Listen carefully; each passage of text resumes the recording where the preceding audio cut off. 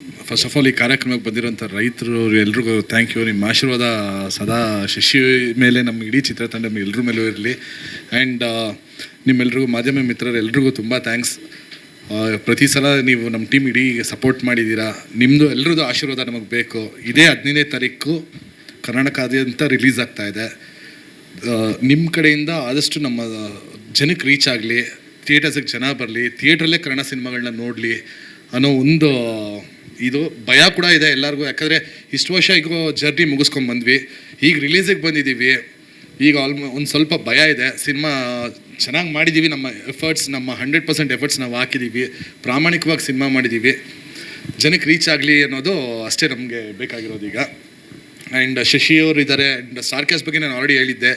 ಶಶಿಯವರು ತುಂಬ ಚೆನ್ನಾಗಿ ಆ್ಯಕ್ಟ್ ಮಾಡಿದ್ದಾರೆ, ಪಾವನ ಅವರು ಆ್ಯಕ್ಟ್ ಮಾಡಿದ್ದಾರೆ, ಕಬೀರ್ ಸಿಂಗು ಆ್ಯಂಡ್ ಸಲ್ಮಾನ್ ಅವರು ನಾರ್ಮಲಿ ಕಾಮಿಡಿ ರೋಲ್ಸ್ ಮಾಡ್ತಾರೆ. ಬಟ್ ಈ ಸಿನಿಮಾದಲ್ಲಿ ಅವ್ರ ಕೈಲಿ ತುಂಬ ಎಮೋಷ್ನಲ್ ಆಗೋವಂಥ ಒಂದು ಕ್ಯಾರೆಕ್ಟರ್ ಮಾಡಿಸಿದ್ದೀನಿ. And Kiran sir DOP, KM Prakash ಅವರ editing, Mathews Manu music, art director Satish, ಎಲ್ಲರ ವರ್ಕು ತುಂಬ ಚೆನ್ನಾಗಿ ಬಂದಿದೆ. 15ನೇ ತಾರೀಕು ಥಿಯೇಟ್ರಿಗೆ ಬಂದು ದಯವಿಟ್ಟು ನೀವು ಎಲ್ಲರೂ ಬಂದು ನಮ್ಮ ಜೊತೆಗೆ ಸಿನಿಮಾ ನೋಡಬೇಕು ಅಂತ ಕೇಳ್ಕೊಂಡು ಸರ್. ಅದೇ ಈಗ ಒಂದು ಸಾಂಗ್ಸ್ಗಳು ನಮ್ಮದು ರೀಚ್ ಆಗಿದೆ. ಆ್ಯಂಡ್ ಟೀಸರ್ ಕೂಡ ಚೆನ್ನಾಗಿ ಹೋಗಿದೆ. ಇವತ್ತು ಟ್ರೈಲರ್ ಲಾಂಚ್ ಮಾಡ್ತಿದ್ದೀವಿ, ಸೊ ಇವತ್ತು ಹೋಗುತ್ತೆ. ಸೊ ಇದು ಸಿನಿಮಾದು ಅಂತ ಇರೋದು ಸರ್. ಅದು ಬಿಟ್ಟು ಸಾಕಷ್ಟು ಪ್ರಮೋಷನ್ಸ್ಗಳು ಪ್ಲ್ಯಾನ್ ಮಾಡ್ಕೊಂಡಿದ್ದೀವಿ ಸರ್. ಕಂಟೆಂಟು ಅಂದರೆ ಒಂದು ಲವ್ ಸ್ಟೋರಿ ಸರ್. ಒಂದು ಕಂಟೆಂಟ್ ಅಂದರೆ ಒಂದು ಲವ್ ಸ್ಟೋರಿ ಸರ್, ಒಂದು ಪ್ಯೂರ್ ಆಗಿರೋಂಥ ಒಂದು ಲವ್ ಸ್ಟೋರಿ. ಅಂದರೆ ಇವತ್ತಿನ ಜನ್ರೇಷನಲ್ಲಿ ಏನಾಗ್ಬಿಟ್ಟಿದೆ ಅಂದರೆ ಲವ್ ಅನ್ನೋದಕ್ಕೆ ಬೆಲೆ ಇಲ್ದಿರಂಗೆ ಆಗೋಗ್ಬಿಟ್ಟಿದೆ. ಅಂದರೆ ಒಂದಿನ 2 ದಿನದ ಲವ್ ರಿಲೇಷನ್ಶಿಪ್ಸ್ಗಳು ಹಂಗಾಗ್ಬಿಟ್ಟಿದೆ. ಸೊ ಈ ಸಿನಿಮಾದಲ್ಲಿ ಏನು ಅಂದರೆ ಲವ್ ಅನ್ನೋದು ಅದಲ್ಲ, ಒಂದು ಬಾಂಡಿಂಗು, ಒಂದು ಎಮೋಷನ್ಸ್ ಅನ್ನೋದನ್ನು ಕ್ಯಾರಿ ಮಾಡಿಸ್ತೈತೆ ಸರ್. 100% ಇವತ್ತಿನ ಜನ್ರೇಷನ್ ಈ ಸಿನಿಮಾ ನೋಡಿದಾಗ ಅವ್ರಿಗೆ ಲವ್ ಅನ್ನೋದು ಏನು ಅನ್ನೋದು ಒಂದು ರಿಯಲೈಸ್ ಆಗುತ್ತೆ.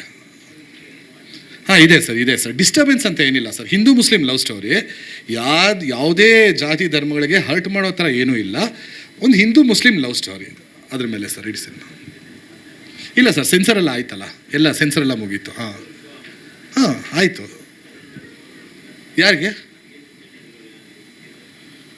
ಇಲ್ಲ ಸರ್, ಇಲ್ಲ. ಅವ್ರು ಯಾಕಂದರೆ ಅಲ್ಲಿ ಕೇರಳ ಅಲ್ಲ, ಹಾಗೆ. ನೀವು ಆ್ಯಕ್ಚುಲಿ ಸಿನಿಮಾ ನೋಡಿದ್ರೆ ನಿಮಗೆ ಗೊತ್ತಾಗುತ್ತೆ. ಅಂದರೆ ನಾನು ಏನಕ್ಕೆ ಇಲ್ಲ ಅಂತ ಹೇಳಿದೆ ಅನ್ನೋದು ನೀವು ಸಿನಿಮಾ ನೋಡಿದ್ರೆ ನಿಮಗೆ ಆ್ಯಕ್ಚುಲಿ ಗೊತ್ತಾಗತ್ತೆ. ಹಾಗೆ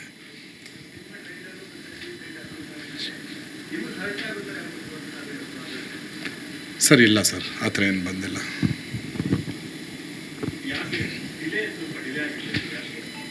ಸರ್. ಅಂದರೆ ಒಂದು ಸಿನಿಮಾ ಜರ್ನಿ ಹಂಗಿರುತ್ತೆ ಸರ್. ಅಂದರೆ every cinema is not A easy journey sir.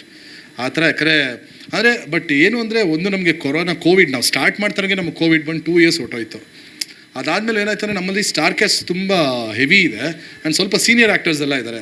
So ಅವ್ರದ್ದೆಲ್ಲ ಕೇರು ಕನ್ಸರ್ನ್ ಎಲ್ಲ ಇಟ್ಕೊಂಡು ಎಲ್ಲ ನಾರ್ಮಲಿಗೆ ಬರಲಿ, ಆಮೇಲೆ ಮಾಡೋಣ ಅನ್ನೋ ಥರ ಒಂದು ಆ ಪ್ಲ್ಯಾನಿಂಗಲ್ಲಿ ಹೋದ್ವಿ ಸರ್. ಆ್ಯಂಡ್ ಶೂಟ್ ಮುಗ್ದಾದ್ಮೇಲೆ ಕಂಪ್ಲೀಟಾಗಿ ಪೋಸ್ಟ್ ಪ್ರೊಡಕ್ಷನಲ್ಲಿ, ಎಸ್ಪೆಷಲಿ RR ಕಂಪೋಸ್ ಮಾಡಬೇಕಾದ್ರೆ ಆಗಲಿ, DTS ಮಾಡಬೇಕಾದ್ರೆ ಆಗಲಿ, DI ಮಾಡಬೇಕಾದ್ರೆ ಟೈಮ್ ತೊಗೊಂಡು ನಿಧಾನವಾಗಿ ಎಲ್ಲ ಮಾಡ್ಕೊಂಡಿದ್ದೀವಿ ಸರ್.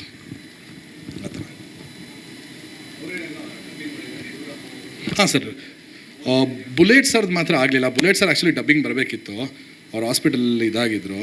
ಅವ್ರದ್ದೊಂದು ಬಿಟ್ಟರೆ ಬೇರೆ ಎಲ್ಲ ಅವರೇ ಡಬ್ ಮಾಡಿದ್ದಾರೆ ಸರ್. ಅಂದರೆ ಶೂಟ್ ಆಗ್ತಾರಾಗೆ ನಾವು ಅಲ್ಲೇ ಡಬ್ಬಿಂಗ್ ಮುಗಿಸ್ಕೊಂಡ್ಬಿಡ್ತಿದ್ವಿ ಸರ್.